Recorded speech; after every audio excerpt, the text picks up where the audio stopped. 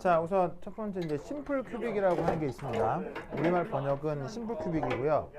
영어 표현은 이제 뭐 단순히빵 심플 큐빅인데, 자 어떻게 생기느냐면 이렇게 어떻게 그리지?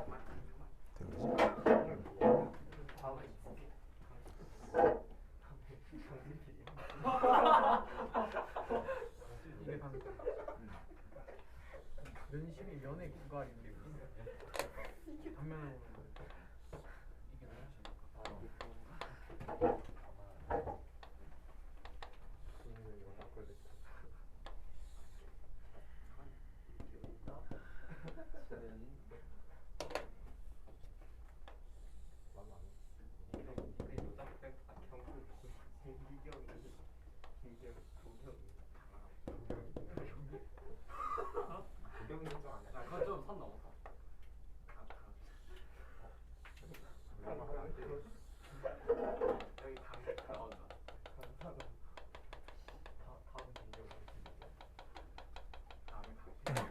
자, 여기 보조선이 하나 그려져 있는데 이 보조선의 의미는 이제 뭐냐면은 큐빅입니다.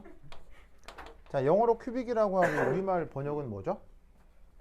정육면체죠. 그래서 이제 유니셀을 지금 정육면체처럼 그려놓은 건데 여기에 어떤 공들이 어떻게 배열될 수 있냐면 바로 꼭지점마다 하나씩 배치되어 있을 수 있습니다.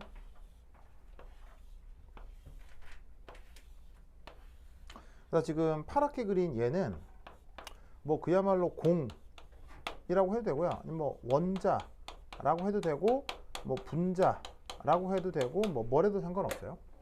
뭐가 됐건 간에 어떤 뭐 그 녀석의 그 상황을 구로 이렇게 표현을 한 다음 얘네들이 이제 무게중심을 연결했더니 가상적으로 이제 정육면체가 나왔다라고 쳐보자 이런 말이죠. 이때 이 공들, 그리고 이제 이게 유니셀이기 때문에 이거 하나로 끝나는 거예요? 계속 확장되는 거예요? 자, 아까 유니셀의 특징은 서로 어떤 특징을 가지고 있다고? 서로 어떻게 된다고 했어요? 유니셀들은 첫 번째, 점과 선과 면을 공유해야 된다고 했죠. 즉 이렇게 생긴 게 이걸로 끝나는 게 아니고 위, 아래, 뭐 옆 계속 붙어 있어야 된다고요. 그래서 이 상태에서 이쪽으로도 무한정 확장되고 그 다음에 이렇게도 계속 확장되고 그 다음 위쪽으로도 계속 확장되는 이런 이제 전체 구조 속에서 이런 이제 유니셀을 가정을 하는 거예요. 그럼 이때 여기에서 요 공 하나의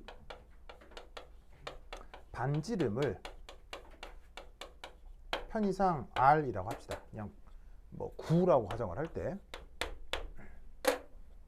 자, 그럼 이때 이 심플 큐빅이라고 하는 녀석의 이제 재미있는 특징은 유니셀은 유니셀인데 바로 여기서부터 여기까지가 짜잔 이렇게 이제 되어 있는 상황을 뜻합니다. 그러면 이 말은 무슨 말이냐면 얘가 보시다시피 반지름이 R인데 이 무게중심에서 요 무게중심까지 거리가 2R이라는 얘기는 요 공하고 실제로는 어떻게 되어 있다는 거겠어요? 접해 있다는 얘기가 되겠죠. 그래서 지금 이 방식에서 이 거리에 대한 것으로부터 얘하고 얘가 접해 있구나. 이걸 이제 지금 알 수 있다 이런 말이에요. 자, 그럼 이때 우선 여기서 첫 번째 1. 자, 유니셀 내부로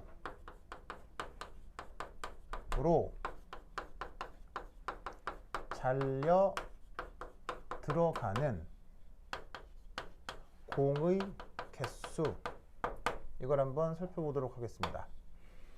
자, 저 유니셀 내부로 공이 어떻게 잘려 들어가느냐면 구의 무게중심이 이 꼭지점에 배치되어 있는 거기 때문에 실제로 구가 이 유니셀 내부로 다 들어가는 게 아니고 요 부분만, 요 비금신 부분만 내부로 딸려 들어가겠죠. 그러면 보시다시피 이걸 구라고 하고 이 구의 무게중심이 정육면체의 무게중심이랑 일치한다고 하면 비율상 어느 정도만 내부로 딸려 들어가겠어요? 바로 8분의 1씩만 내부로 딸려 들어가겠죠. 그래서 얘는 어떻게 되느냐? 8분의 1 곱하기 8. 왜냐면 정육면체는 꼭지점이 8개가 있으니까 8이라고 쓸 수 있겠죠. 그러면 총 1개가 실제로는 저 유니셀 내부로 배치되어 들어갈 겁니다. 자, 그 다음 두 번째. 여기서 또 하나 재밌는 건 배위수라고 하는 개념이에요. 배위수. 영어 표현으로는 coordination number라고 합니다. 그래서 어떻게 줄여 쓰냐면 CN으로 줄여 쓰는데 의미는 뭐냐면 어떤 공에 접해 있는 다른 공의 개수, 요걸 이제 배위수라고 하거든요. 그러면 지금 주어져 있는 저 심플 큐빅 같은 경우는 배위수가 얼마겠어요? 배위수가 6이겠죠? 그래서 계속 확장된다고 생각하면 어떤 공 주변에 또 다른 공이 6개가 접해 있는 걸 알 수 있을 겁니다. 그러니까 예를 들어서 이걸로 끝나는 게 아니라 유닛셀이 옆에도 있고 아래도 있고 위에도 있고 막 그러면, 그래서 기준이 되는 공을 뭐 예를 들어 이거라고 해보자. 그럼 얘랑 접하는 게 누구? 얘, 접하겠죠? 2R이면 반지름 R이라고 했을 때. 근데 이런 상황이 어디도 연출이 될 거냐면 그 옆 유닛셀에도 하나 접하는 게 있을 거고요. 요 앞 유닛셀에도 하나 접하는 게 있을 거고, 요 아래쪽 유닛셀에도 하나 접하는 게 있을 거란 말이에요. 그러니까 어떤 이렇게 정해놓은 기준으로 삼아놓은 공을 중심으로 유닛셀이 다닥다닥 붙어 있다고 생각을 하면 얘를 기준으로 얘 이렇게 접해 있는 거니까 배위수가 6이다. 이 경우 이렇게 생각을 해볼 수가 있습니다. 자, 그 다음 세 번째. 요 세 번째는 이게 이름이 좀 불명확해요. 왜 불명확하냐면 합의되고 일치된 전문 용어가 없어서 책마다 표현이 좀 다른데, 영어로 된 책에는 filling factor 뭐 이렇게 쓰여 있는 책도 있는데, 뭐 채우기 비율 아니면은 뭐 공간 점유율 뭐 이렇게 표현이 됩니다. 근데 이거 말고도 되게 다양해서 이쪽은 전문 용어가 딱히 없어가지고 여러분 학교 선생님이 뭐라고 하실지 모르겠는데, 여하튼 어떤 컨셉이냐면 이거예요. 바로 유닛셀 부피 분의 유닛셀 내부로 들어온 저 공의 부피, 이 비율을 이걸 필링 팩터라고 합니다. 그럼 이 경우 얘를 어떻게 계산할 수가 있냐면, 바로 지금 주어져 있는 유닛셀은 부피를 어떻게 생각해 볼 수 있겠어요? 한 변의 길이를 2R이라고 한다고 했었죠. 요공하고 요공이 접해 있기 때문에. 그러면 2R에 3승이고요. 근데 저 안에 공이 지금 몇 개 들어와 있다고 했죠? 이리저리 잘려가지고 어쨌건 한 개 들어와 있다고 했죠. 그런데 공 한 개의 부피는 어떻게 돼요? 바로 3분의 4 파이 R 3승이 될 겁니다. 그래서 이 비율을 계산해 주시면 값이 어느 정도로 나오느냐? 바로 6분의 2파이 정도가 나와요. 그래서 샥샥샥 약분되면 이런 정도의 값이 나오겠죠. 그런데 파이가 이제 3.14고 3.14를 6으로 나누어서 퍼센트로 바꾸면 대략 52% 정도가 되는 거죠. 그러면 이 필링 팩터를 생각을 했을 때, 그럼 52%? 그럼 예를 들어 만약에 여기다 쓸까? 만약에 예를 들어 100%에서 여기에 있는 52%를 뺐어요. 그럼 48%가 나오겠죠? 그럼 이 48%의 의미는 뭐겠어요? 이거는 완전한 진공이죠. 그래서 저 필링 팩터는 실제로 유닛셀 안에 물질이 얼마나 채워져 있는지에 대한 일종의 부피 밀도다, 이렇게 생각해도 좋겠습니다. 근데 이게 정확한 표현이 없어서 교재마다 뭐 강사마다 표현이 다르기 때문에 학교 선생님이 뭐라고 하시는지 뭐 듣고 있다가 그냥 그대로 따라 주시면 되겠어요. 그래서 이런 식으로 배열되어 있는 것을 심플 큐빅이라고 하면 됩니다. 자, 그 다음 두 번째. 여기 줄게요. 진다. 자, 그 다음은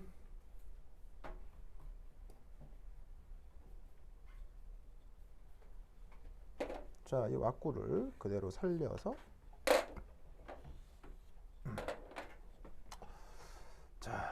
두 번째는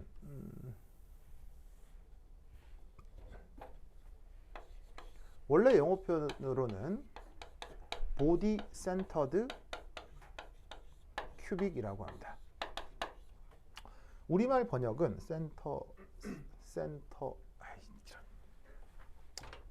ED 큐빅이라고 합니다. 우리말 번역은 채심 입방.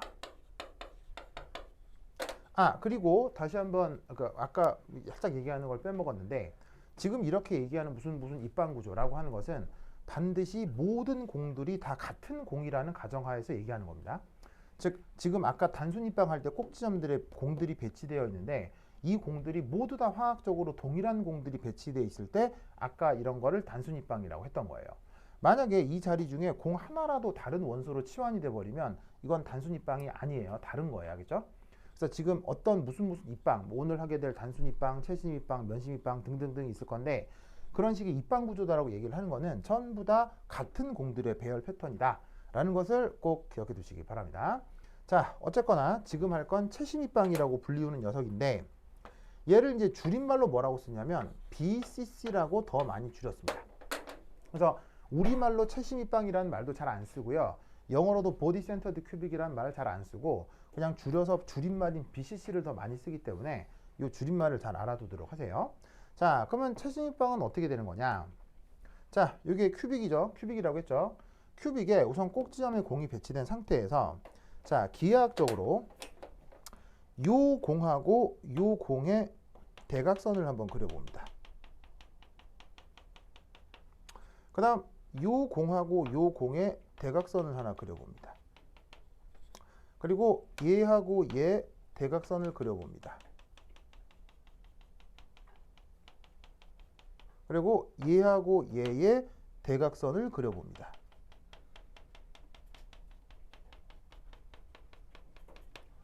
그러면 이 녀석이 정육면체라면 이 네 개의 대각선은 반드시 어떻게 돼야 되겠어요? 한 점에서 뽀봉 이렇게 만나야 되겠죠? 정육면체라면 이 정육면체의 대각선들이 만나는 이 점이 사실 뭐가 되겠습니까? 여기 있는 정육면체의 정확한 무게중심이 되겠죠. 얘가 정육면체라면 이때 이 무게중심에 똑같은 공이 하나 더 있는 거, 이걸 뭐라고 부른다? 이걸 body centered cubic이라고 합니다. 이때 기하학적 관계는 바로 요 무게중심에서 짜잔 요까지 거리가 2R입니다. 알겠죠? 저까지 길이가 2R입니다.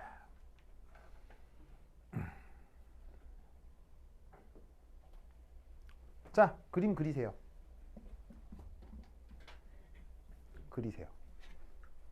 그림을 반드시 그리셔야 됩니다. 뭐 알고 있는 사람도 있을 텐데 하나하나 그리시면 나중에 아주 큰 걸 배울 수 있습니다.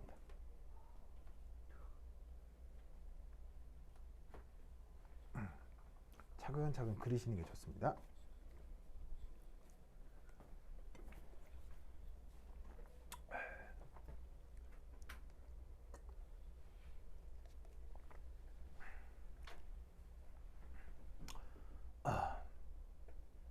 자, 그럼 이 상태에서 저 유니셀 내부로 잘려 들어가는 공의 객수를 또 한번 카운팅을 해보도록 할게요. 아까 말씀드렸다시피 꼭지점에 있는 건 얼마나 포함된다고 했어요? 8분의 1 들어간다고 했죠. 근데 무게중심에 있는 건 얼마나 포함이 되겠어요? 온전히 한 개가 다 들어가겠죠. 그러니까 여기다가 어떻게 해주시면 되냐면 그냥 더하기 1. 그럼 채심 입방이 되면 저 유니셀에 어떻게 되겠어요? 공의 개수가 바로 어떻게 된다? 2개가 되겠네요. 아시겠죠? 자, 그러면 이 경우 배수는 얼마로 나타나겠습니까? 저 채심 입방에서는 배수가 얼마겠어요? 바로 8이겠죠? 어떻게 8입니까? 배수란 접해 있는 공의 개수인데 얘를 토대로 접해 있는 게 누구예요? 얘하고 얘가 접해 있는 거죠. 왜냐하면 이게 반지름이 R이고 얘가 반지름이 R인데 여기서부터 여기까지 거리가 2R이면 무슨 말인지 알겠죠? 그러면은 그런 상황이 어떻게? 여기서도 접해 있을 거고요. 그다음 여기서도 접해 있을 거고, 요렇게도 접해 있을 거고, 이렇게 접해 있을 거고, 요렇게 요렇게 요렇게 다 접해 있을 거란 얘기예요. 아시겠죠? 그러니까 이 공을 중심으로 주변 8개의 공이 얘랑 다 접하고 있을 것이다. 알겠죠? 그래서 이 경우 배수는 8이다. 자, 여기서도 뭐 힐링 팩터를 한번 계산해 보도록 하겠습니다. 자, 저 유닛셀 안에 공 몇 개 들어온다고요? 2개 들어온다고 했죠? 그럼 여기다가 2 이렇게 써주시는데, 요 경우 유닛셀의 부피를 생각하려면 유닛셀 한 변의 길이를 알아야 할 것 같습니다. 유닛셀 한 변의 길이는 얼마임? 유닛셀 한 변 길이 얼마예요? 자, 얼마냐면 4r을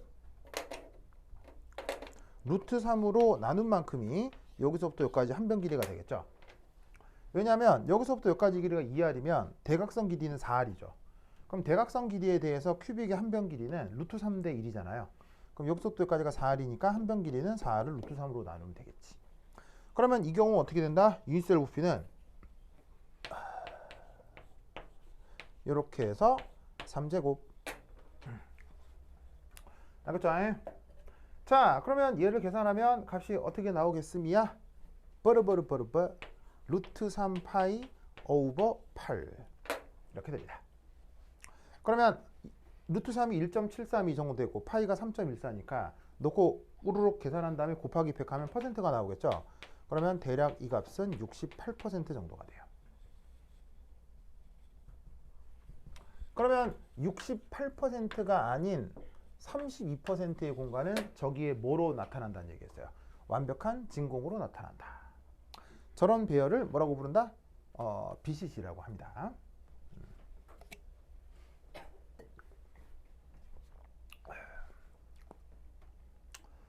좋아.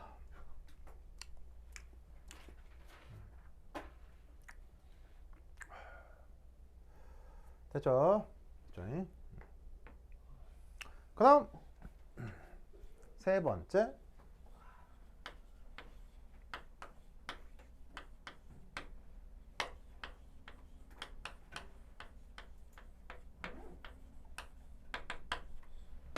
원래 표현은 페이스 센터드 큐빅이고요. 우리말 번역은 면, 심, 입방입니다. 그런데 이것 역시 줄임말을 훨씬 더 많이 쓰는데 뭐냐면 FCC예요. 그래서 줄여서 FCC 페이스 센터드 큐빅 이렇게 표현을 합니다. 자, 얘는 그 유닛셀을 어떻게 표현하냐면 요렇게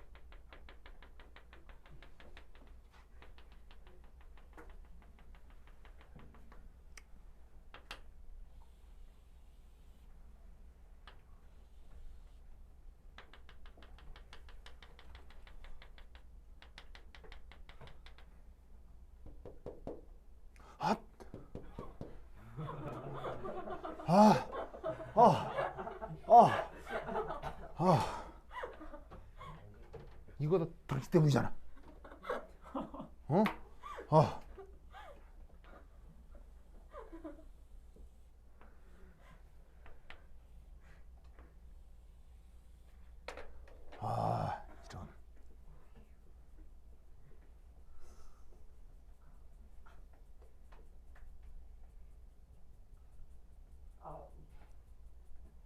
왜 고문을 하고 그래요?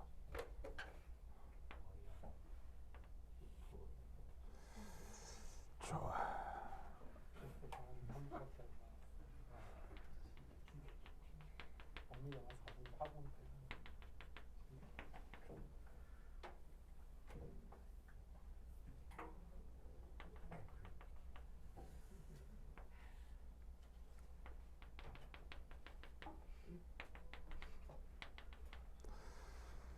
좋았어.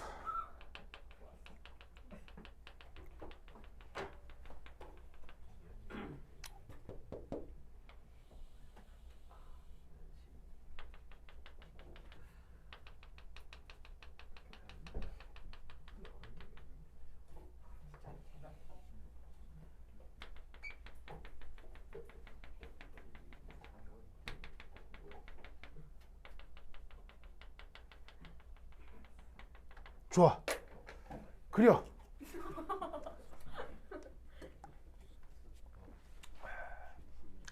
한 번은 그려보는 게 좋아요.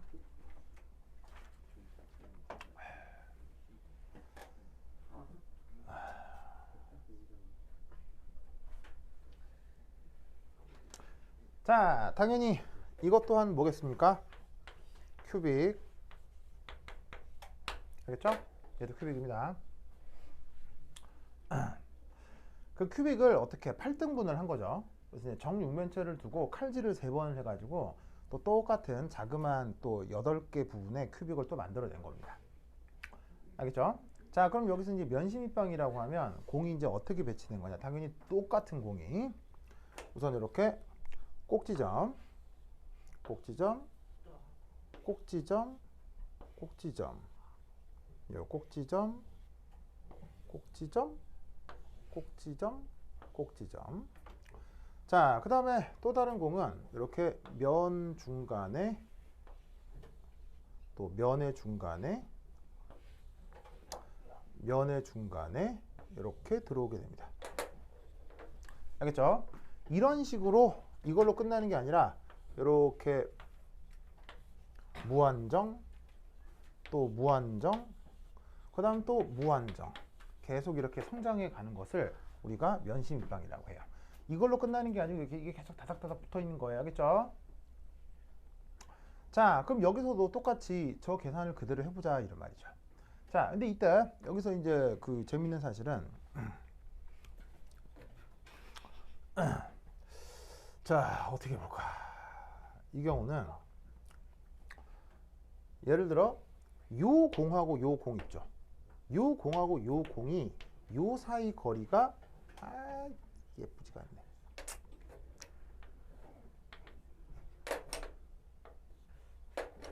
자, 여기서부터 요까지 거리가 요게 2R이에요.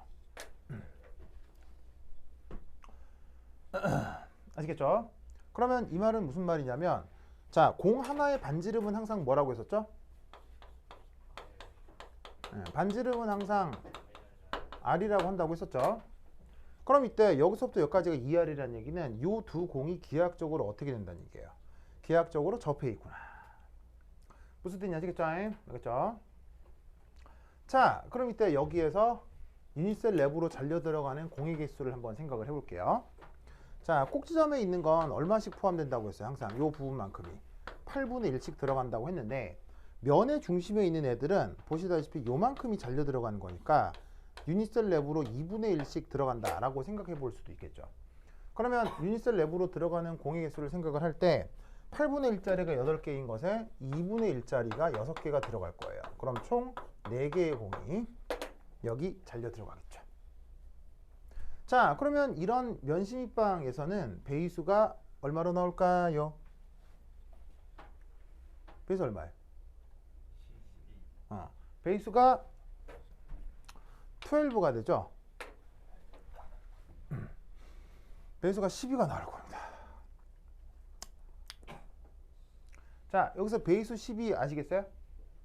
자, 어떻게 배수가 10이냐면 뭐 여러 가지 관점으로 살펴볼 수 있는데, 자, 만약 예를 들어 이걸 기준으로 해봅시다.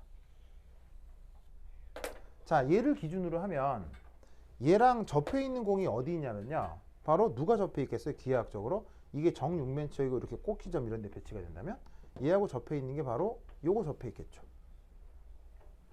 여기서부터 여기까지 거리가 2R이라는 얘기예요. 요거 접해 있겠죠. 요거 접해 있겠죠. 요거 접해 있어요. 얘를 중심으로 여기까지가 다 기하학적으로 2R이 되죠. 그 다음 또 2R인 게 어디 있냐면요, 바로 여기 바로 여기서부터 여기까지도 다 2R이에요. 무슨 말 알겠죠? 그 다음 또 누가 2R이냐면요. 얘를 중심으로 얘하고 얘가 또 여기서부터 여기까지가 2R일 거예요. 무슨 말 알겠죠? 즉 얘를 중심으로 하나, 둘, 셋, 넷, 다섯, 여섯, 일곱, 여덟 개가 어떻게 된다? 얘랑 똑같은 거리 2R에서 접하고 있는 거예요. 그럼 10이면 4개가 더 있어야 되네요. 4개는 어디 있겠어요? 바로 이쪽 유닛셀이 있겠죠. 이쪽 유닛셀에. 바로 이제 뭐냐면 유닛셀이 확장되어 보시다시피 하나, 둘, 셋, 넷, 요 위치. 요 위치에 그 다음 유닛셀에 공이 있을 수 있는데 요 놈하고 요 놈 사이의 관계도 2R이 되고요. 그 다음에 여기서 확장된 요 위치, 요 위치에도 여기서부터 여기까지 거리가 2R이고요. 그 다음 여기서 확장된 요 위치,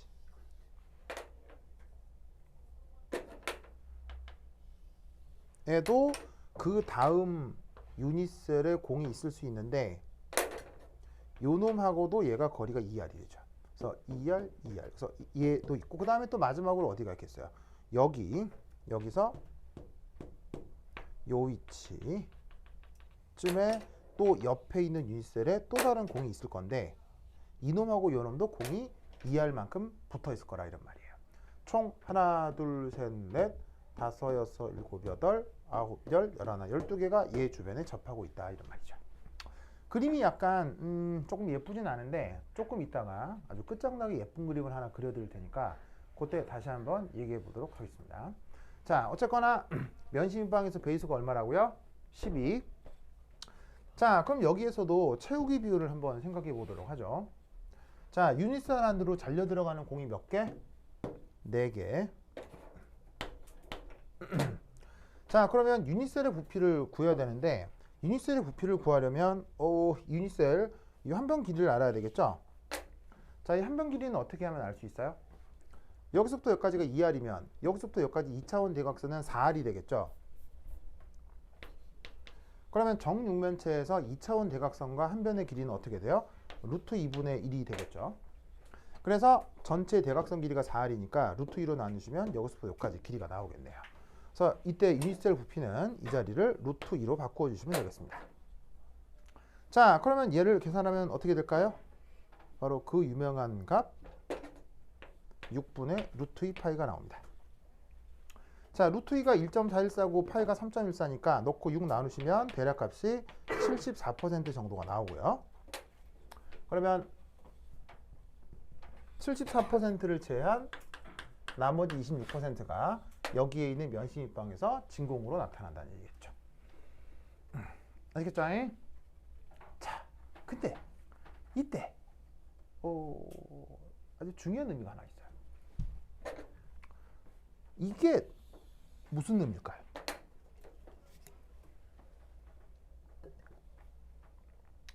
이게 무슨 의미일까요? 검은색 양말을 좋아하는군요. 그래, 좋아. 자, 이 6분의 루트 2파이 이게 무슨 의미일까요? 지원, 이게 무슨 의미일까요? 뭐라고? 정삼각형이요? 정삼각형이요? 그래? 저 눈이 어딨어요? 눈. 그렇지. 그렇지. 좋았어. 이게 무슨 의미일까요? 바로 이 6분의 루트 2파이는요. 바로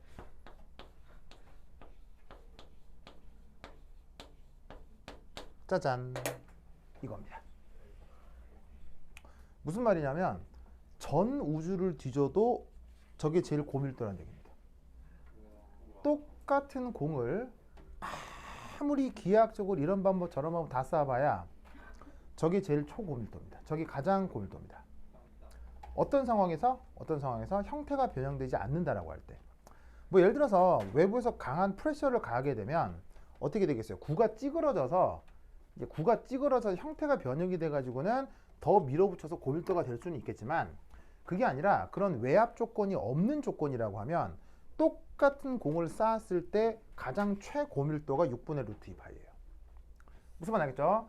기하학적으로 아무리 이렇게 해봐도 저렇게 해봐도 저거보다 더 고밀도는 존재하지 않아요.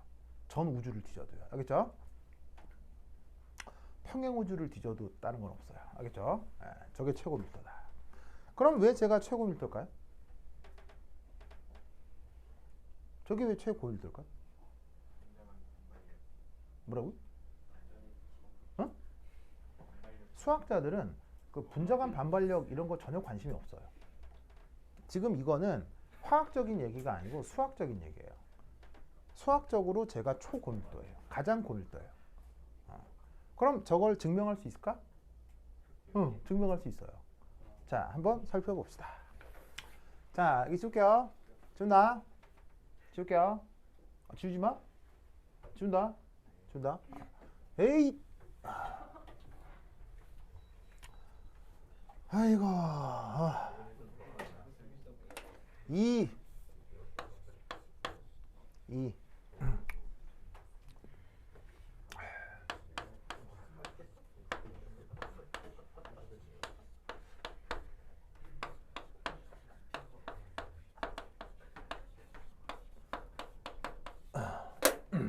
책마다 표현이 약간 다른데 더 클로지스트라고 쓰는 책도 있고요. 여기 이게 해갖고 그냥 클로즈 패킹이라고 쓰는 책도 있고 뭐 그 저자의 뭐 취향에 따라 다릅니다. 그래서 더 클로지스트라고 쓰는 책도 있고 그냥 클로즈라고 쓰는 책도 있습니다. 자, 여기서 클로즈의 뜻은 설마 닿다 아니겠죠? 여기서 클로즈의 뜻은 가까운. 그래서 클로즈는 가까운이고 그 다음에 패킹은 뭐예요?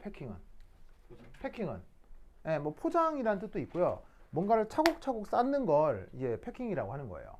근데 클로즈 패킹이니까 쌓는데 어떻게 쌓는 거야? 아주 조밀조밀하게 쌓았다는 얘기겠지. 그래서 쟤를 우리말로 어떻게 번역하냐면 바로 밀집 이렇게 번역을 해요. 밀집. 알겠죠? 해적왕 루피가 쓰고 다니는 모자는 무슨 모자예요? 해적왕 루피 몰라요?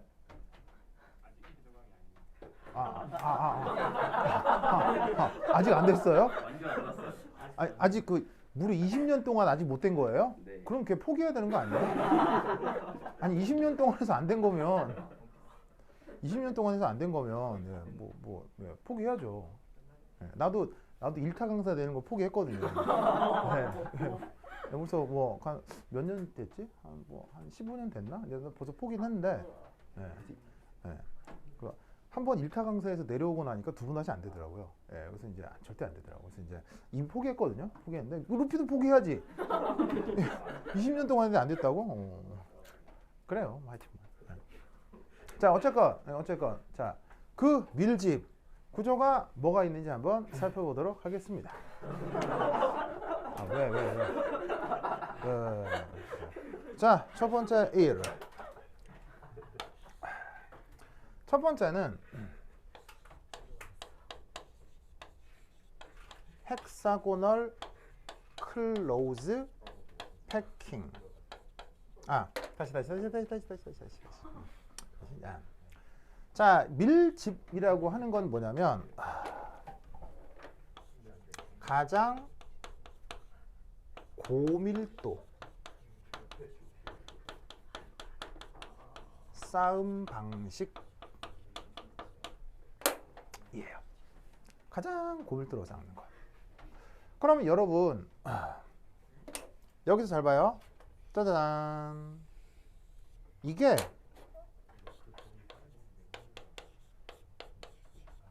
쇠공.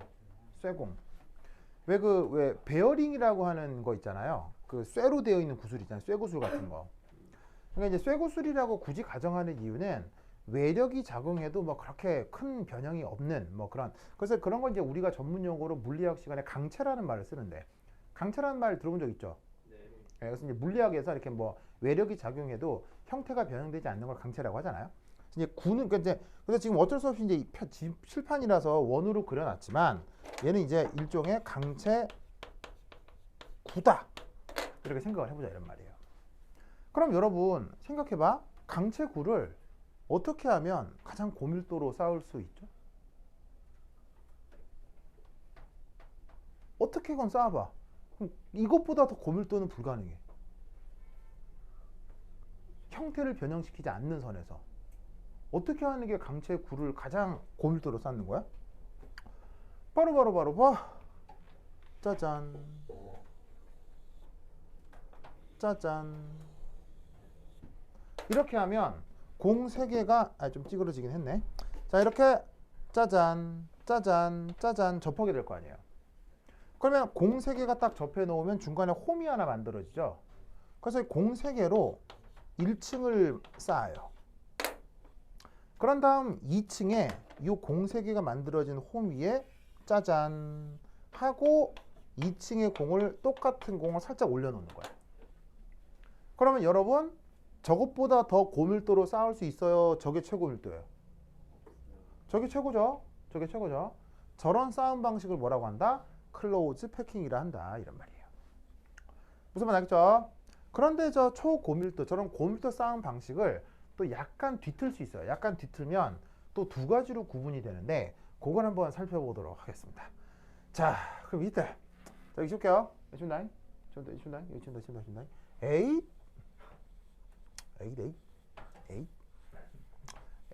아우 간지러. 에잇. 왜. 자, 에잇. 가만히 있어봐. 그러면 여러분 이게 자꾸 반복된다고 할 때요. 이게 자꾸 반복된다고 할 때 이 밀도 계산할 수 있겠어요? 이게 자꾸 반복된다고 할 때 이 녀석의 밀도가 얼마인지 계산할 수 있겠어요? 해보세요. 시작. 이게 자꾸 반복된다고 할 때 저기서 나타나는 그 채우기 비율이 어느 정도인지 계산해 볼 수 있겠어요?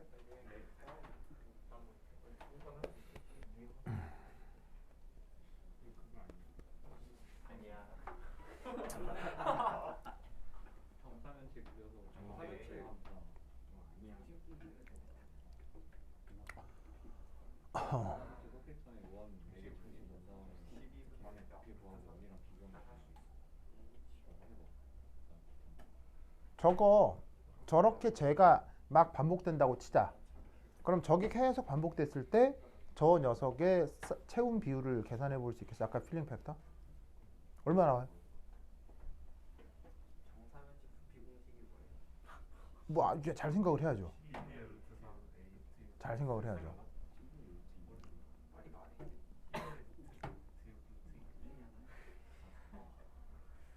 저걸 잘 생각해야죠.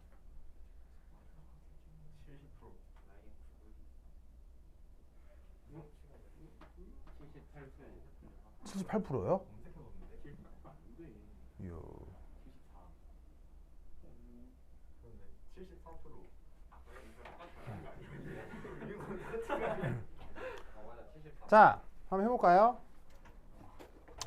이런 거 같은 경우 어떻게 하는 게 좋냐면요. 잘 보세요. 이렇게 테크닉이니까 잘 봐요. 여러분들한테 뭐 하라고 시키면 할 수 있을 거예요. 근데 이제 후딱 해야 되잖아요. 그러려면 테크닉을 알아야 되니까 잘 보세요. 이러려고 이제 수업을 듣는 거예요. 이런 테크닉을 배우려고.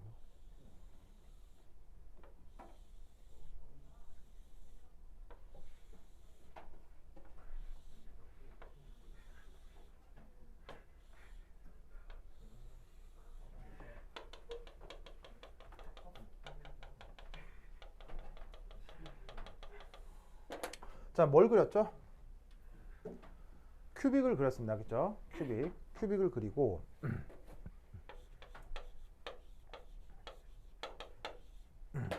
여기에 저 4개의 공을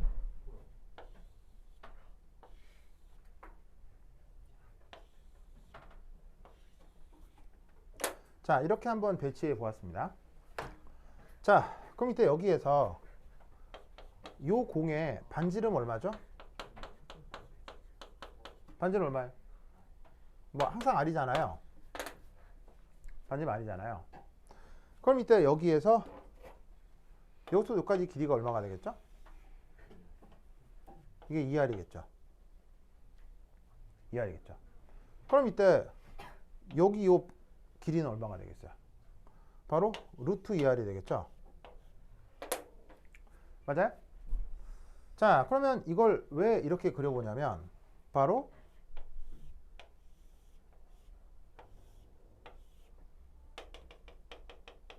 이게 기하학적으로 뭐가 되기 때문이죠? 정사면체가 되기 때문이에요.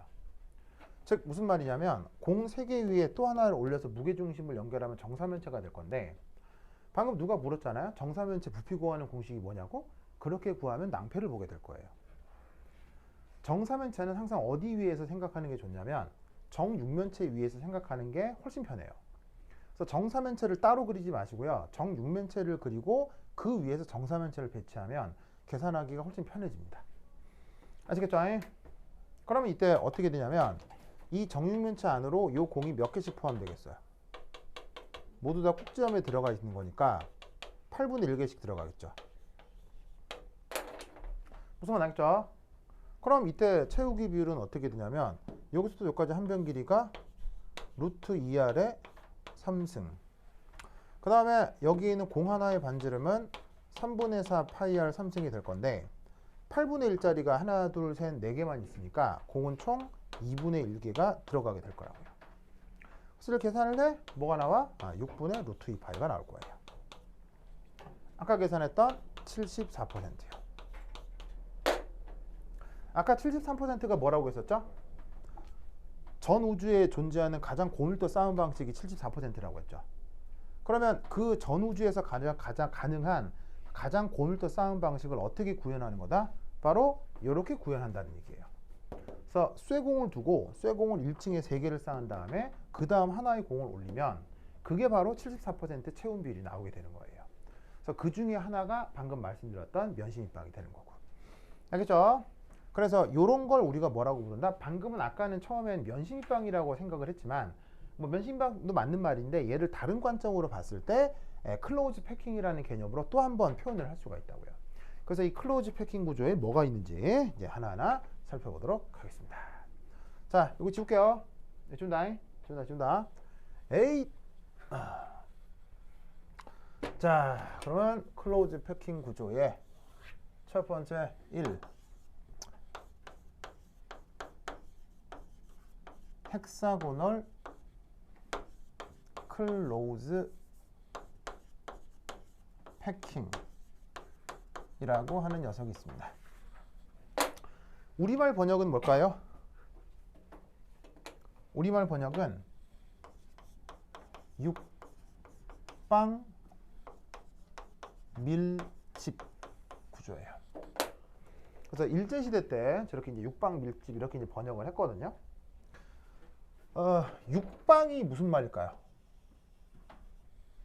육방. 요런 말 요즘 안 쓰거든요. 일제시대 때 쓰는 말이어서 계속 저런 식으로 쓰는 건데 요즘 말로 바꾸면 뭐예요? 육방이? 헥사곤을 우리말 요즘 뭐라고 번역해요? 바로 정육각형이요. 이걸 이제 일제시대 때 육방으로 번역을 했었다고요. 그러면 저게 왜 정육각형? 웬 정육각형? 자, 어쨌거나 헥사고널 클로즈 패킹 또 말이 너무 길고요. 육방 밀집도 말이 너무 길기 때문에 실제로는 뭘 더 많이 쓴다? HCP라는 줄임말을 훨씬 더 많이 씁니다. 자, 그럼 얘는 뭐냐? 자, 조금 힘들겠지만 따라 그려봅니다.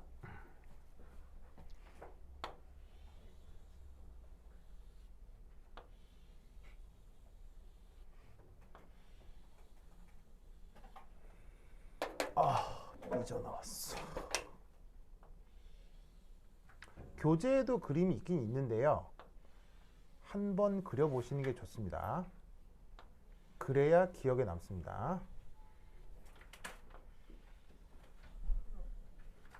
고체 결정 구조는 이해하는 게 아니에요. 그래서 혹시나 뭐 중학교 때 영재고 과학고 입시 준비하면서 뭐 교체 결정 구조 공부했다가 나는 왜 이렇게 공간 지각 능력이 없을까 해서 잘 이해가 안 된다 이렇게 생각할 수 있는 했던 사람들이 있을 텐데, 고체 결정 구조는 공간 지각 능력으로 공부하는 게 아니에요. 고체 결정 구조는 공간 지각 능력으로 공부하는 게 아니고요. 외우는 거예요. 외우는 거예요. 그러니까 무슨 말이냐면, 자, 잘 봐요.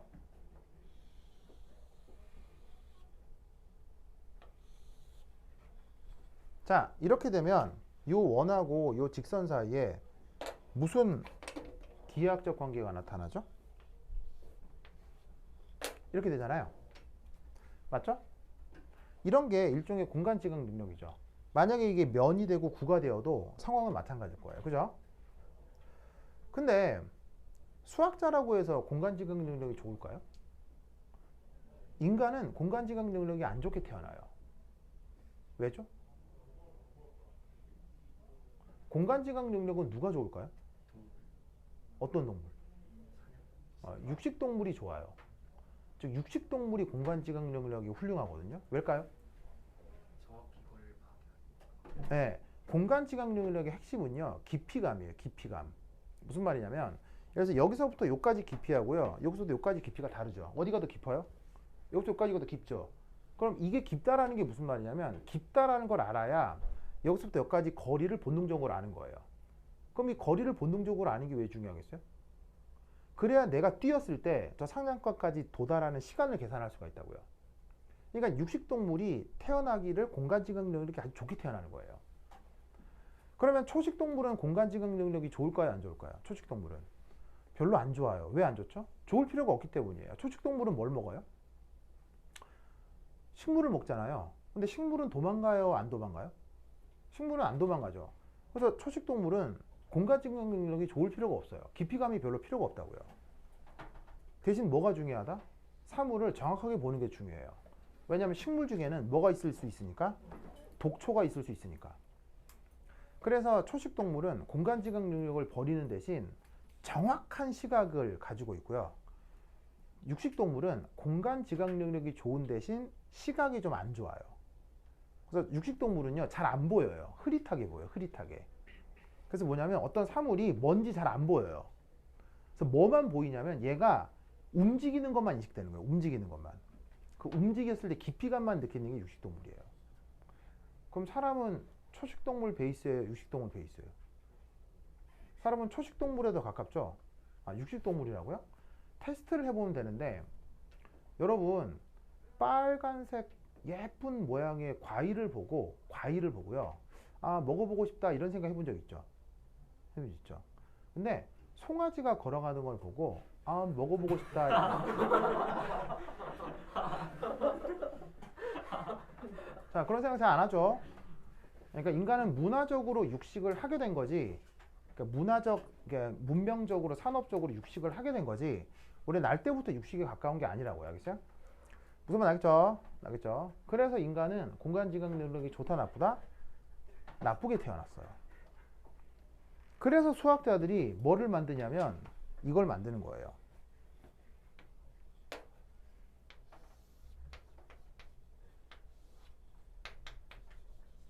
이렇게 한 다음에 예를 들어서 이렇게 되잖아요. 그럼 얘를 만약에 이렇게 하잖아요. 맞잖아요. 그럼 얘를 여기 넣어요.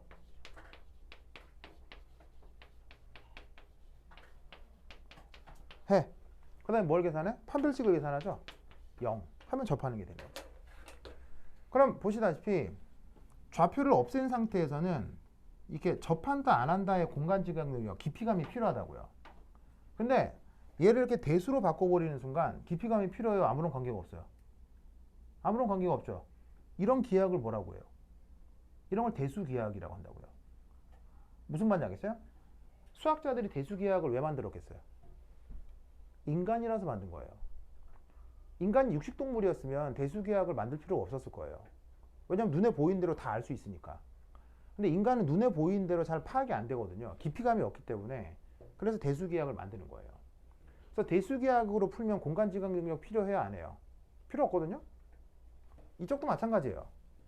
공간지각 능력이 모자라서 이해가 안 된 게 아니고요. 선생을 잘못 만난 거예요. 그래서 이해가 안 됐던 거예요. 이해를 못했던 사람들은. 무슨 말 알겠죠? 근데 내가 이쪽 전공이거든요. 이쪽 전공이니까 내가 외우라고 하는 그림을 외워야 돼요. 알겠어요? 대수기하학의 판별식이 0일 때 접한 단어를 외우고 있잖아요. 여러분들이. 외우고 있기 때문에 공간지각 능력 없이 문제를 풀 수 있듯 내가 몇 가지 포인트에 대해서 외우라고 하는 사실을 외우고 있어야 이런 모든 구조를 다 받아들일 수 있어요. 알겠죠? 자, 그래서 귀찮겠지만 한번 그려봅니다. 알겠죠? 자, 요거. 그 다음.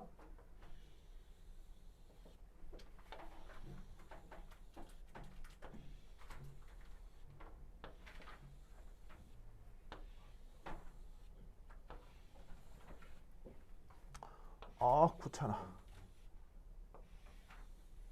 그리는 나도 힘드네요. 자.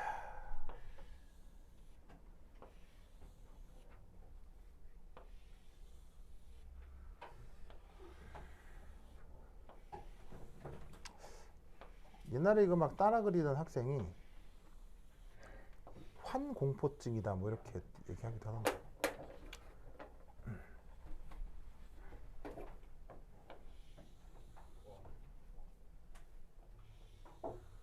오케이. 자, 흰색으로 그린 건 1층의 9를 이렇게 다닥다닥 붙여 보았어요. 뭐 하나 더 그려볼까?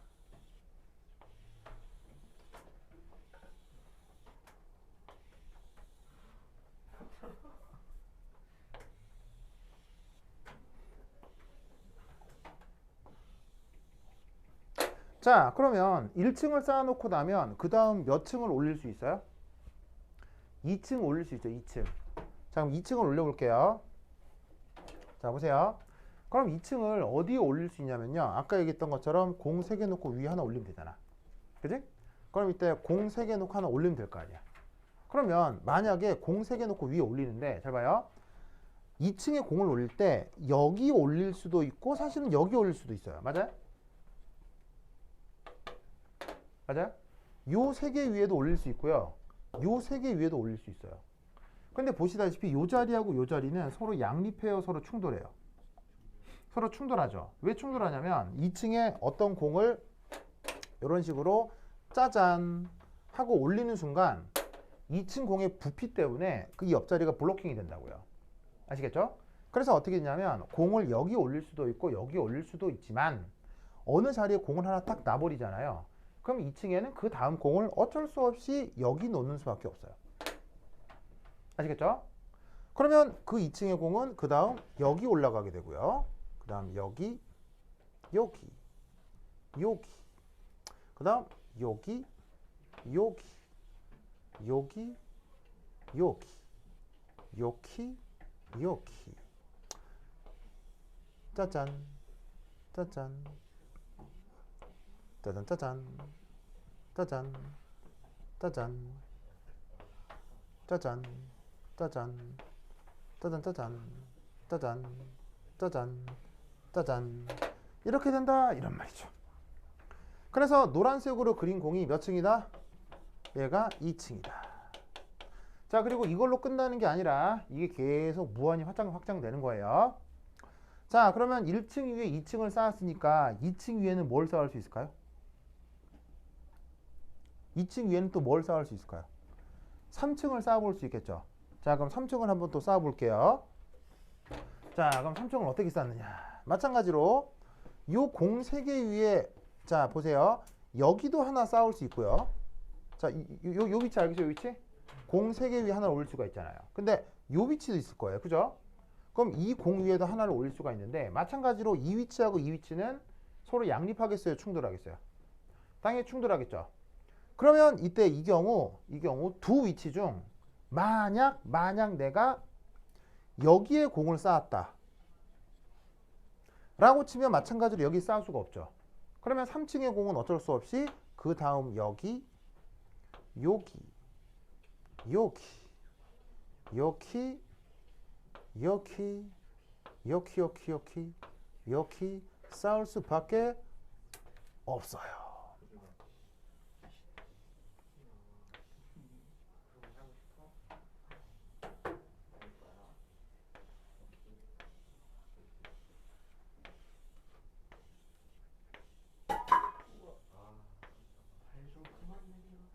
자, 공이 다 같은 공이긴 한데 약간 이제 구분을 위해서 3층에 있는 공은 조금 작게 그려봤습니다.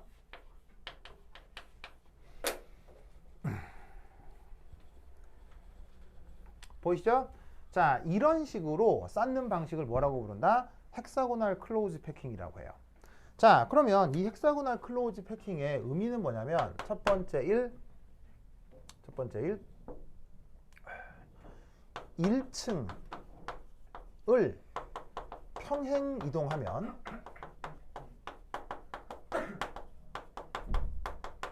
(3층이) 됩니다. 자, 보시다시피 파란색 공이 3층인데 그대로 평행 이동하면 1층이랑 똑같아지죠. 그래서 얘를 관습적으로 무슨 구조라 하기도 하냐면 A, B 구조 이렇게 얘기하기도 합니다. 그래서 1층에 뭔가를 쌓았고 그 다음에 2층에 뭔가를 쌓았는데 3층에 다시 쌓은 것이 평행 이동을 했을 때 1층이랑 같아져서 얘를 관습적으로 AB 구조라 부르기도 합니다. 아시겠죠? 그래서 얘는 어떻게 쌓는 거냐면 1층에 뭔가를 쌓고 2층에 약간 비스듬히 쌓아요. 근데 3층을 다시 1층처럼 쌓고 다시 4층, 5층, 6층, 7층, 8층 이런 식으로 쌓아 올라가는 거예요. 알겠죠? 그래서 1, 2, 3, 4, 5, 6, 7, 8 이렇게 쌓아 올라가는 거야. 그래서 어떻게 되냐면 1, 3, 5, 7이 평행 이동하면 같아지고 2, 4, 6, 8이 평행 이동하면 같아지는 거예요. 아시겠죠? 자, 이때 자, 아까 내가 헥사고널 얘기를 했는데 왜 쌓았으면 쌓았지 왜 헥사고널이라는 말을 하는 걸까요?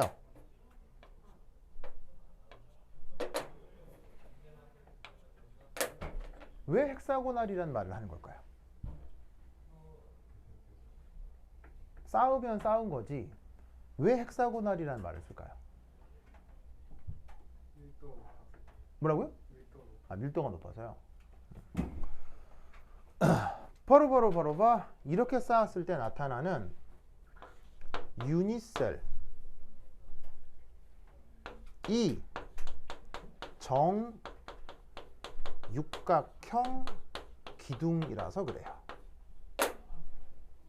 그래서 유니셀이 육각형과 관련된 의미가 있어서 저 앞에 헥사고널이라는 말을 쓴 거예요. 그러면 이 경우 어떻게 유니셀이 나타날 수 있을까요? 자, 이 경우 어떻게 유니셀이 나타날 수 있느냐? 면 이렇게 나타난다. 이거 이제 그리기 쉽지 않은데. 자, 잘 봐요.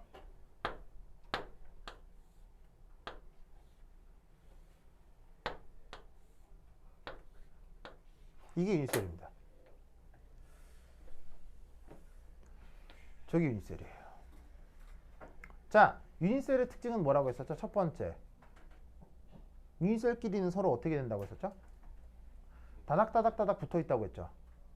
그리고 두 번째, 평행 이동하면 일치된다고 했죠. 그러면 그 다음 유니셀은 어디 있다는 얘기예요? 바로 보시다시피 여기 있다는 얘기겠죠. 그 다음 여기.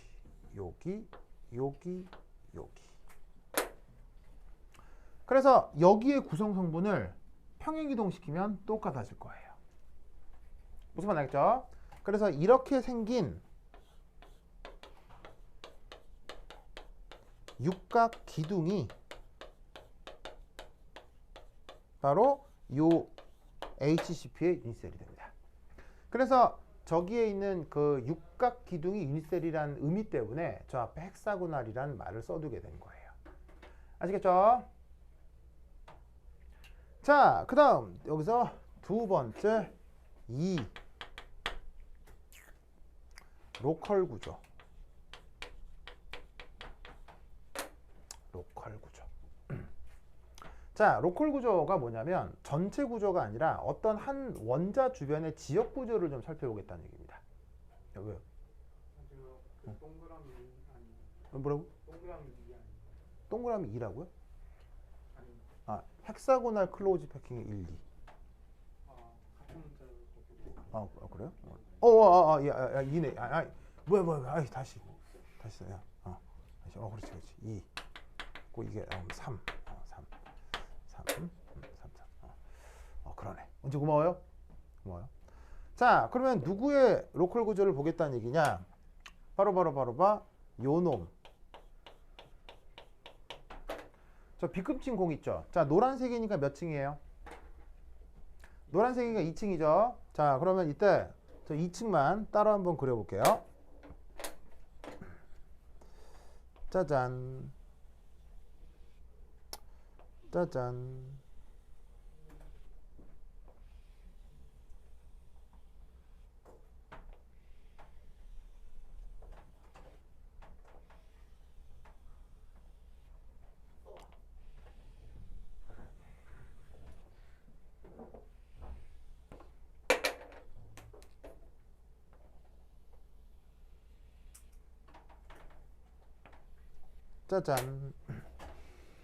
자, 보이세요? 요 중심에 있는 이 공이 이 B금친 요 공입니다. 자, 그것에 대해서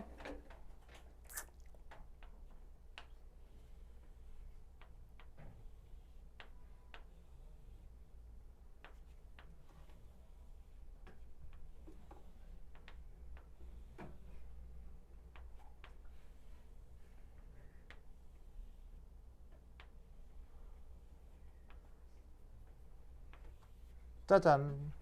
자, 이렇게 흰색으로 그려진 게 몇 층이에요? 1층 공이죠? 노란색으로 그려진 게 2층일 때. 그리고 저 경우 3층 공이 어디에 있습니까? 얘를 중심으로 봤어요. 3층 공이, 자, 요 B금친 공을 토대로 3층 공이 2합, 2합, 2합 이렇게 올라와 있죠. 맞아요? 맞죠?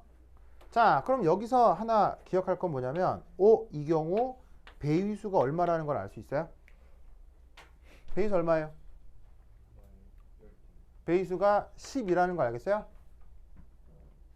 배위수 12. 자, 왜냐하면 B금친 공을 중심으로 같은 2층이 몇 개가 둘러싸고 있어요? 6개가 둘러싸고 있죠. 그리고 당연히 접하고 있잖아요. 공끼리. 그 다음 이 B금친 공에 1층 발 밑에 몇 개의 공이 깔려 있어요? 3개가 깔려 있고요. 3층에 몇 개가 올라가 있어요? 3개가 올라가 있죠. 그러면 6 더하기 3 더하기 3 하면 12가 나오는 거 알겠죠? 그래서 이 HCP에서는 어떤 한 공을 중심으로 주변에 총 12개의 공이 다닥다닥 붙어 있어요. 그 다음 여기서 이제 그 하나 기억할 건, 여기에 있는 이 B금친 공 중심으로 1층과 3층 공들의 배열 방식이 같을 겁니다. 자, 뭔 말이냐면 이 B금친 공 아래쪽에 흰 공 3개가 깔려 있죠. 그 다음 머리 위에 3개가 올라가 있죠. 그러니까 이 HCP는 이거예요. 나를 기준으로 나랑 같은 층에 6개의 공이 나를 둘러싸고 발 밑에 3개가 있고 머리 위에 3개가 있는데, 발 밑에 있는 3개의 배열 방식하고 머리에 있는 3개의 배열 방식이 어떻다? 같은 거. 그걸 HCP라고 해요. 알겠죠? 그래서 이 논리를 꼭꼭 기억해 두시기 바랍니다. 됐다. 지금 몇 시죠? 25분입니다. 25분이요? 우리 몇 시까지 하는데요? 7시까지입니다. 진짜로요? 네. 이야, 참네. 그러면 한 5분 쉬었다 하도록 하겠습니다. 화장실 갔다 오세요.